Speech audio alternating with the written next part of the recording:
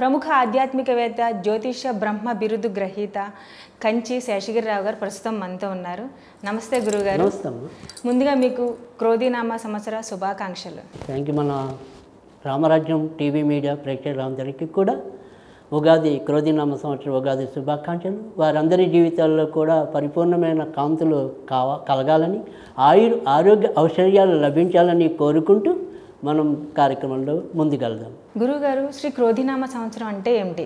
క్రోధినామ సంవత్సరం అంటే దాంట్లోనే మీకు అర్థం ఉంది. క్రోధి అంటే క్రోధం. సో అంటే ఇక్కడ ఈ క్రోధినామ సంవత్సరంలో ఎక్కువ శాతం మనుషులకి కోపతాపాలు పెరుగుతాయని చెప్పి అంటారు. అలా దాన్ని క్రోధినామ సంవత్సరం అంటే కోపము అని అర్థం అనమాట. అంటే పేరులోనే కొంచెం మనకి ఇదిగా డిఫరెంట్ కనిపిస్తుంది కదా. సో మనకి ప్రకృతిలో ఏదన్నా అంటే ఇక్కడ ప్రకృతి అనే కదా, ఇప్పుడు మనకి వచ్చేప్పటికి ఏంటంటే ఈసారి వచ్చిన ఏదైతే అసలు మామూలుగానే క్రోధినామ సంవత్సరం అంటే ఎంతో కొంత కోపతాపాలు ఉంటాయని మనం చెప్పుకుంటున్నాం.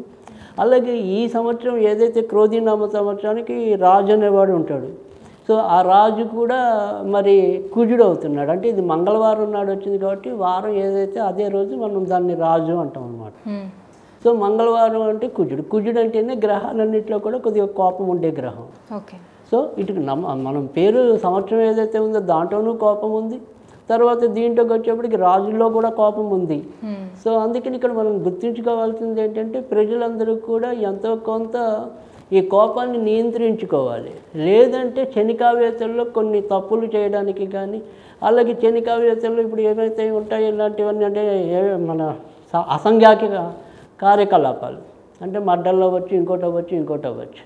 సో ఇలా అందుకని చెప్పి ఏంటంటే ఇక్కడ మనం ఏదైనా సరే ఈ కోపాన్ని నియంత్రణలోకి తెచ్చుకోవాలి. లేదంటే కనుక సమాజంలో ఎప్పుడు కూడా అంటే రాజుకి ప్రజలకి సరిగ్గా పడకపోవటం, తర్వాత అక్కడ ఏదైతే నాయకత్వం ఉంటుందో ఆ నాయకులకి మధ్య ఈ అండర్స్టాండింగ్ లోపించడం, ఇలా ఒక్కొక్కటి ఇబ్బందులు అవుతాయి. సో ప్రధానంగా చెప్పాలి అంటే కనుక ఈ సమాజంలో శాంతి భద్రతలు కరువు అవుతాయి, కోపతాపాలు హెచ్చరిల్లుతాయి. కనుక ఏదైనా కూడా చాలా జాగ్రత్తగానే మనం ఈ క్రోధినామ సంవత్సరంలో ఉండాలి.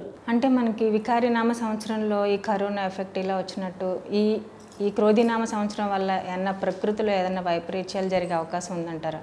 అంటే ఈ సంవత్సరంకి వచ్చేప్పటికి ఏంటంటే అలా కొత్త రకమైన అనారోగ్యాలు కానీ ఇలా వైరస్లు అంటే మనం రకరకాల వైరస్లు మనం అప్పుడప్పుడు ఉంటాం. కానీ ఇక్కడ ఏంటంటే ఇందులో వచ్చే ఏదైనా సరే ఈసారి వచ్చే ఏది కూడా అంత ప్రమాదకరమైనది అయితే ఉండదు. సో ప్రమాదం అంతా కూడా మనిషి యొక్క స్వభావంలోనే ఉంది ఎక్కువ.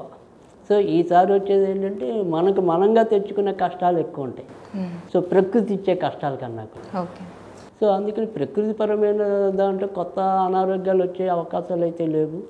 సో మధ్యలో వచ్చిన ఏవైతే అంటే పాత తాలూకా అంటే ఇప్పుడు కరోనా అని లేదా దానికి రేడియంట్గా మళ్ళీ ఇంకోటి చిన్న ఏమంటాం తోకలు, సో అలాంటివి వచ్చినా కానీ మనకు వచ్చే ప్రమాదం అయితే ఏమీ లేదు.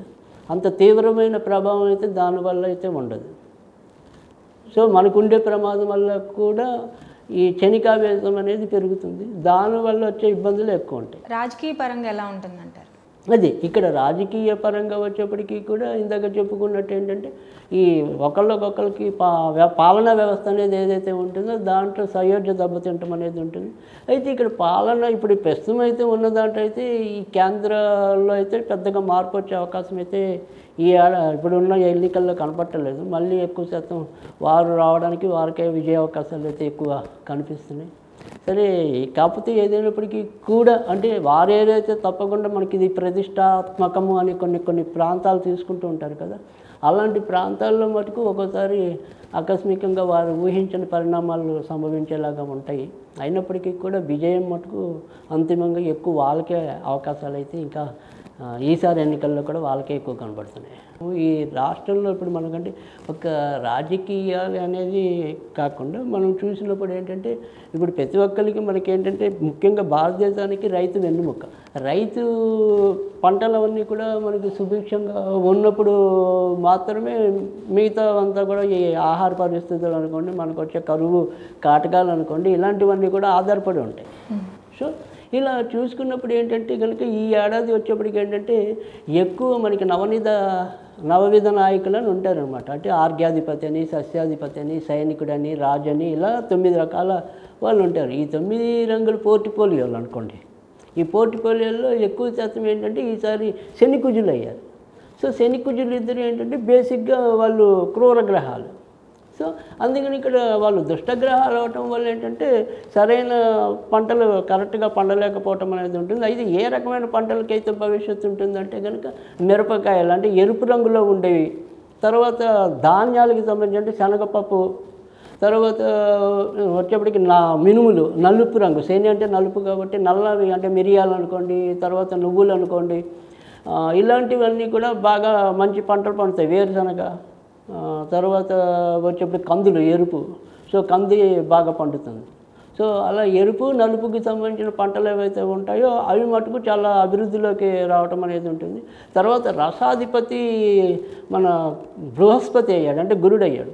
దానివల్ల ఏంటంటే బంగారమును వెండి కొద్దిగా తగ్గే అవకాశాలు అయితే కనపడుతున్నాయి. సో తర్వాత రెండోది ఏంటంటే ప్రజలకు కూడా కొద్దిగా ఇంకా బంగారం కొనడానికి వాటికి మరికొంత ఆసక్తి పెంచుకోవడానికి కూడా అవకాశాలు అయితే కనిపిస్తున్నాయి. కనుక ఇక్కడ పంటల విషయానికి వచ్చేప్పటికి ఏంటంటే మనకి శని కుజులు అవటం వల్ల కొద్దిగా మధ్య మధ్యలో అయితే ఎప్పటిలాగానే వర్షాభావ పరిస్థితులు అయితే ఉంటాయి. కానీ ఎరుపు నలుపుకి సంబంధించిన ఏవైతే ధాన్యం ఉంటుందో అలాంటివన్నీ కూడా పంటలు అయితే ఏవైతే ఉంటాయో అవైతే కనుక ముందుకెళ్ళడానికి అయితే ఎక్కువ ఆస్కారం అయితే కనపడుతుంది. సో ఇది దేశంలో మనకుండే రైతు యొక్క పరిస్థితి. సో అయితే ఇక్కడ మనకి ఏంటంటే ఏదైనా సరే రైతులు ఇలా వీళ్ళైతే మనకి ఏంటంటే అక్టోబర్ 1 అంత మంచిగా ఉండేలాగా వాళ్ళకి అనుకూలంగా ఉండేలాగా కనపడటం లేదు. తర్వాత వచ్చేప్పటికి ఏంటంటే నవంబర్ 15 నుంచి డిసెంబర్ 15 మధ్య కాలం కూడా వాళ్ళకి అనుకూలంగా ఉండేలాగా కూడా కనపడటం లేదు. కనుక ఆ టైంలో వీళ్ళు రైతులు కొంత జాగ్రత్తగా ఉండవలసిన అవసరం అయితే కనిపిస్తోంది.